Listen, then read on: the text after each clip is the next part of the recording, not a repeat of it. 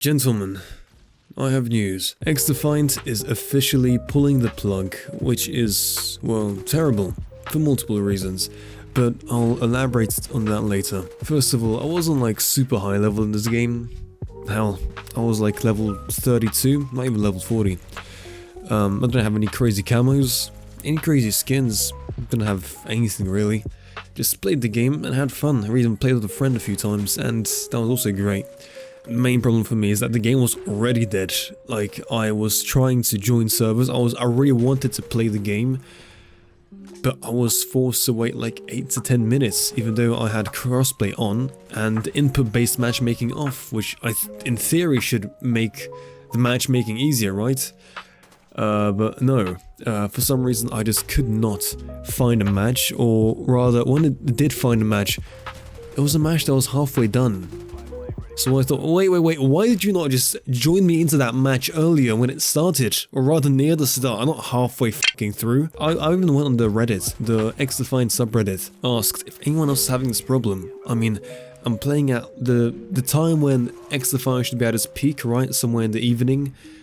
I live in Poland, in Europe, so, I mean, there are players in Europe, right? The only responses that I did get were, "It's working for me, lol, stop saying the game is dead." And my reaction was like, holy fuck, I'm so happy that the game is working for you, but do you not understand that the problem here is that it's not working for me, you daft cunt. I even got the post removed, because apparently this post was being made too many times, so, oh, won't you look at that, but whatever. Salt aside, they definitely should have advertised the game more. They should have at least given more budget to the marketing. Ubisoft should have given more budget to the game itself. This game needed marketing, ads, anything, because it felt like only the small community of players really have known about it, even though videos about the game, you know, have accumulated upwards of millions of views. And you know, something that would probably increase the numbers substantially would be just biting the bullet and adding the motherfucking game to Steam. Because let's be honest, that's probably the main way they would find the other half of their audience. Because people are simple. When they find something that works, they don't like looking for anything else. If Steam works for them, they're not going to go out of their way to download the Ubisoft or the EA or the other fucked up launchers that are out there, because Steam is simply the best game launcher and is the most popular one. So if you want numbers, you want Steam. You want your game to be on Steam. But Ubisoft was like, no, we have our own launcher, it's equally as good, if not better, whatever, fucking, it's decent, just download the launcher and you'll play the game. It's a free game, so it should be no big deal. But I really believe that adding it to Steam would be such an improvement, at least to the overall quality. More people definitely be playing it. Not to mention the fact that you could like literally advertise your game at Steam's front page, just like Delta Force is doing right now. Just have, you know, the graphic there, XDefiant on Steam, free to play FPS game. Bam. I don't know, I feel like that would be huge, but for some reason they're just not doing it. And because they are dying and the plug is being pulled, Call of Duty has no competitors, and that is absolutely terrifying. I mean, okay, they didn't really have much of a competition with XDefiant, even though the plan was probably that people, you know, have Black Ops 6, they'll play that, they'll fit around with it, say, hey, this is a cool new toy. Then the honeymoon phase will be over, people will be like, okay, can't wait until the next Call of Duty game, because this one's sucking dick right now.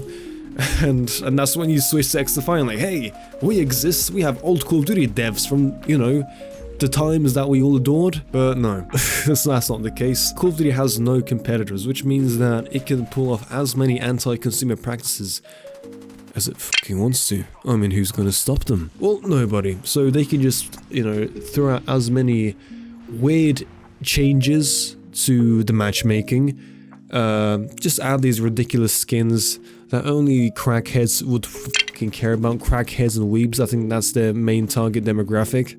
I mean, even recently, there's been talk about the servers being terrible. Because not to mention, you know, Warzone having a 20 Hz or 20 tick rate or whatever server, which is already... That is... Holy crap, that is bad. I mean, people in Counter-Strike, you know, complaining that, you know, their servers are sub-tick or 64-tick and not 128 like Valorant. But motherfuckers out here with 20-tick servers. God damn. But not to mention that even if they had like proper servers, the connection is absolutely terrible. I mean, it's the worst it's ever been, and this franchise has been going on for how long? Way over 20 years now, and it's running into problems like this. I mean, there are tinfoil hat theories out there that, you know, it's all part of matchmaking. If you're a shit player, you'll just get better quality lobbies, I guess. But that's, you know, that's for a different video, definitely. It's a whole other topic within itself. But I mean, if you think about it, what other competitors does COD have? XDefiant is gonna die, so what? Hindsight? Warface? World War III Enlisted? No. Those are tiny games, and nobody's even gonna think about switching to those if Call of Duty isn't, you know, hitting their spot. If you think about it, Call of Duty has a monopoly on arena shooter gameplay, so they're gonna do whatever the hell they want. So, in reality, the closest competition to Call of Duty is Call of Duty, the old games, because that's what people are complaining about, right? The games not being like they used to. And then that's when the new gens come in and say like, oh, if you like the glory days so much, why don't you go back and play the old games? Well, listen here, you phone-addicted fucking TikTok junkie. Well, these games are completely messed up, because now you have a high chance of getting DDoSed or having your PC ratted, losing control over your PC. Doesn't that sound terrible? And that's all the problems you can run into playing old COD games. The funny thing is, you know, Activision doesn't care about that. Call of Duty doesn't care about the old games. But when, God forbid, somebody makes a mod for old games, you already know those fuckers are gonna bring the ban hammer on it. I mean, initially IW4X, Plutonium, and the Boy client were banned, but I think they got around that. Next was H2M, which was a huge deal. Everybody was like, fuck Call of Duty for this. And then they, you know, forgot about it and played and consumed. That was, you know, the predictable cycle. Everyone's gonna go like, ah, fuck you, screw Call of Duty, I'm never gonna buy Call of Duty again. Ooh, Black Ops 6, yes please, thank you. So this is the state of, well, first-person shooters right now. Call of Duty will always be on top, I guess.